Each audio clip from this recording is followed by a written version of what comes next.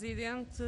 Senhora Secretária de Estado, queria começar por cumprimentá-la, porque hoje está aqui conosco nesta audição e nesta casa que também é a sua. A UPS solicitou esta audição por vários motivos, como justificamos no nosso requerimento que apresentamos há mais de um mês, no sentido de discutir este importante setor da governação.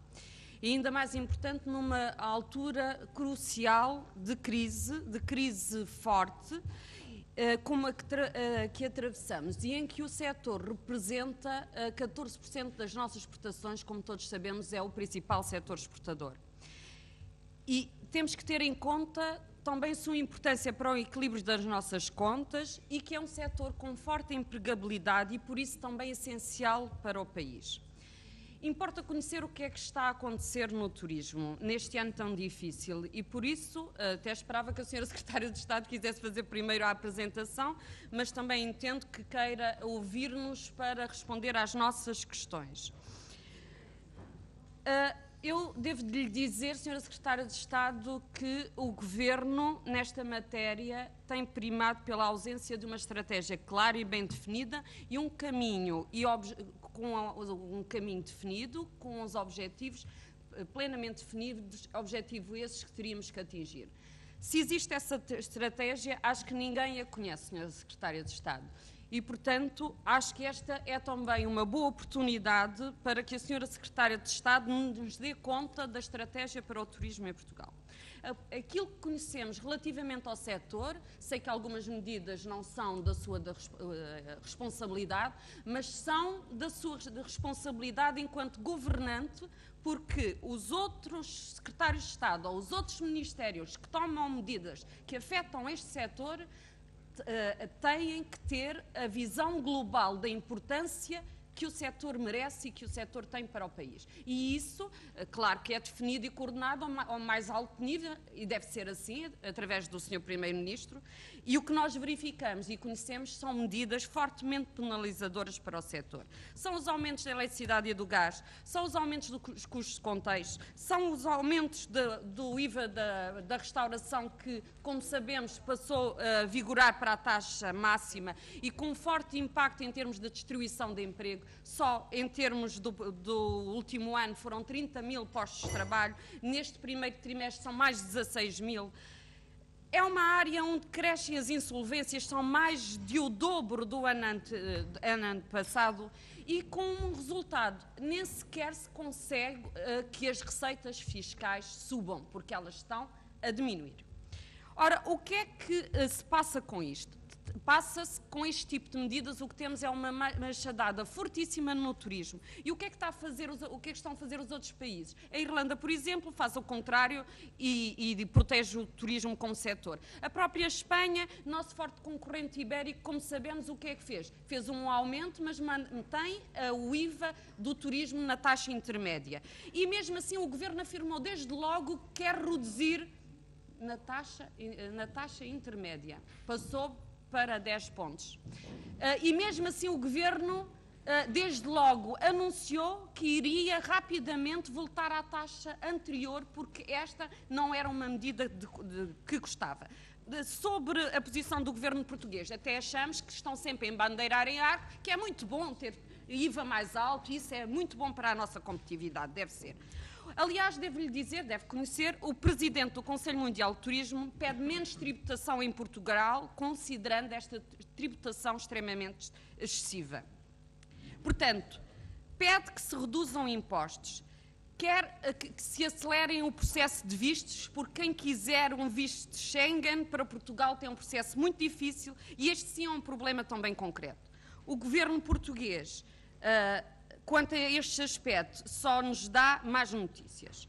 Quanto à política de turismo, sabemos que foi entregue logo portanto, foi-lhe deixado pelo anterior Governo a revisão do Plano Estratégico Nacional de Turismo. Sra. Secretária de Estado, devo-lhe dizer que se calhar era mesmo que tivesse começado por aí, era melhor, porque aí nós e o setor ficaríamos todos com, digamos, uma imagem de objetivos, de políticas que o Governo pretende prosseguir. O que nós sabemos neste momento é exatamente nada sobre esse assunto. Não sabemos definição ao nível dos mercados, ao nível dos produtos, ao nível do desenvolvimento de novos produtos, ao nível dos objetivos para o emprego, para o impacto no PIB, etc.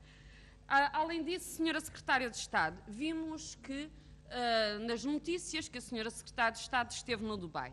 Mas o que é que representa o Dubai para Portugal? Como estima o crescimento potencial de turistas resultantes desta visita? Por acaso, eu vi um outdoor do Dubai aqui em Lisboa e perguntava-me como é que estamos a pedir aos portugueses para fazer férias no Dubai. Não percebi, mas de certo terá a oportunidade de explicar. Mas devo dizer que eu não digo que não é necessário procurarmos novos mercados. Aliás, tenho-lhe dito sempre. A China é necessariamente um mercado que nós também devemos procurar. Mas também, como eu já li, que muito bem reconhece, não adianta falarmos na China e depois não termos nem promoção, nem termos resolvido o problema dos voos diretos. Porque esse é um problema que todo o setor diz como um problema efetivo para aumentarmos o que necessitamos, evidentemente, destes mercados emergentes, mercados com potencial de crescimento e de emissão de turistas, mas, Sra. Secretária de Estado, 90% dos mercados emissores ainda são os mercados europeus.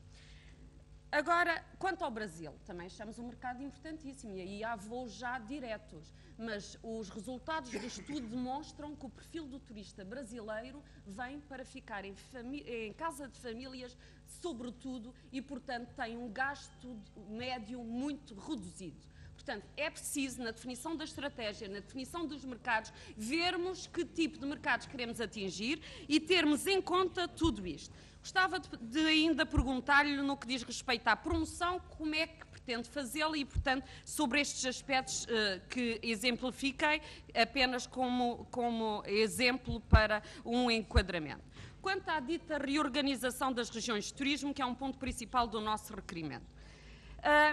As notícias, essa proposta de lei que nós não conhecemos, ela não deu ainda entrada na Assembleia, mas não posso deixar de me pronunciar só sobre as notícias que conhecemos, porque já são muitas as notícias sobre essa proposta de lei. E as notícias são de profundo desagrado, tanto das entidades regionais de turismo, como dos autarcas sobre esta matéria. Eu dou-lhe o benefício da dúvida porque, como lhe digo, não conhecemos a proposta de lei. E se é uma proposta de lei, com certeza está a querer trazê-la ao Parlamento. Mas pergunto, como é que é possível que a Associação Nacional das Entidades Regionais de Turismo não tenha sido ouvida sobre esta proposta, como, aliás, é afirmado? Como é possível que se mantenham, e isso gostava de lhe perguntar, atraso nas transferências para as entidades regionais que põem em causa a sua sustentabilidade? Quanto à reorganização do território, gostaria, e nós estamos muito preocupados quanto a isto, porque para fazer a dita reorganização, e não discuto que a queira fazer, pode ser visões diferentes, é verdade que houve uma reorganização e não foi assim há tanto tempo, mas para isso é preciso avaliarmos o estado desta reorganização, o que é que correu mal e o que é que pode ser feito e não estarmos sempre a começar a inventar e a querer começar de novo, porque nós não podemos estar sempre a querer inventar a roda. Isso significa destruição de recursos e, portanto, nós estamos preocupados como é que esta reforma vai ser feita, porque não pode com ela trazer maior complexidade ao processo de decisão. Temos que perceber como é que será o modo de governação e também a situação dos trabalhadores, porque as notícias que vimos referem que um dos objetivos vai fazer com que haja despedimentos, envio de trabalhadores para a mobilidade, mais despedimentos relativamente à situação de alguns trabalhadores, por exemplo, que estão afetos aos postos de turismo, que tudo tem a ver também com o entendimento, mais uma vez, da política de turismo relativamente a estas matérias. Vimos queixas das regiões do Oeste, da região da Serra da Estrela, da região do Alqueva, pretende acabar definitivamente com os polos de desenvolvimento turístico. desiste da função, eu só estou a acabar este ponto, se me permite, Sr. Presidente, desiste da função que estas entidades regionais têm para o país. Qual é o seu entendimento relativamente a isto? Porque antes de apresentar qualquer reforma, nós temos que saber para que é que ela serve. Ou seja, qual é o entendimento que tem relativamente às áreas, relativamente às regiões de turismo, como é que entende que irá funcionar a promoção interna, a promoção externa, se é útil ou não este tipo de trabalho no terreno. E, portanto, tudo isto são questões que nos preocupam e que terá a oportunidade, com certeza, de nos esclarecer aqui hoje. Há outras questões que também constam do nosso requerimento, mas teremos oportunidades depois nas próximas rondas de continuar as nossas questões. Muito obrigado, Sra. Deputada.